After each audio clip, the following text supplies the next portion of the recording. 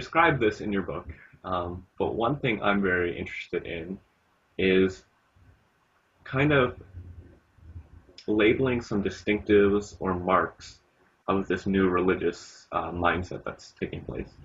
Do Yep, you yep. have any specific kind of bullet point marks that you see changing that would describe this new generation of evangelicals, but in general, the new religious thought process?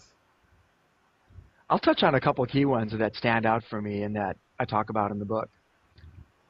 Politics.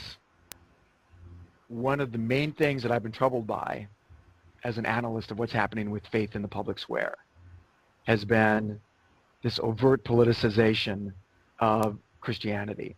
Mm. One of the things that's really striking about this new evangelical movement that I see is that it's getting out of that trap. Mm.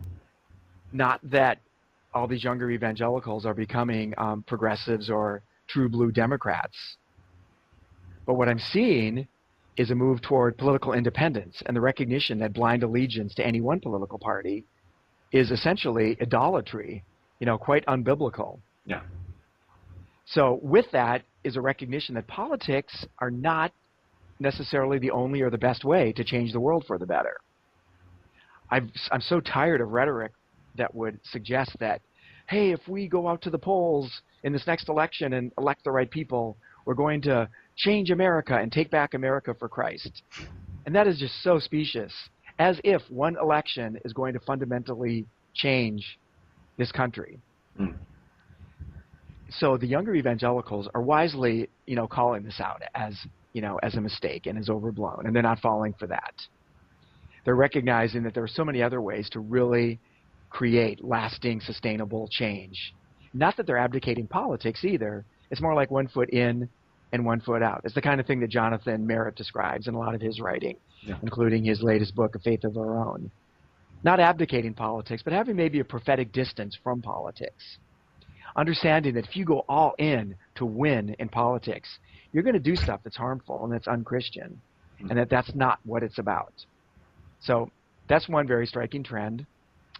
Another one that stands out for me as I'm talking with you this morning, and I talk about this a lot in the book, is sort of a non-defensiveness. Mm. A lot of more old-school evangelicals feel very threatened by what's happening with our culture and how our culture is becoming more post-Christian, more pluralistic, more diverse, as they're seeing that evangelical Christians don't have sort of an upper hand in our culture the way that they used to. One reaction to this is to be fearful and defensive and combative. I mean, I understand this as a human being. It's sometimes the way we react to situations. Mm. But what I'm seeing with this new evangelical movement is the opposite approach. Sort of a calm, confident, peaceful acceptance of it, a non-defensiveness, not feeling that there's this need to fight. Mm. This is typified by a quote from Gabe Lyons that I use in the book and that I quoted in an article and that I talk about in these talks I've been giving. I'm going to paraphrase it. He talks about how Christians can bemoan this new post-Christian reality that we're in, or they can be optimistic about it. And they can see this as an opportunity to make some helpful changes and to get back to basics. Instead of fighting in politics, Christians can get back to serving their neighbor and loving their fellow human being, being more like the church as it existed in the first several centuries. Before Constantine and before Christianity became the official religion of the Roman Empire and so forth.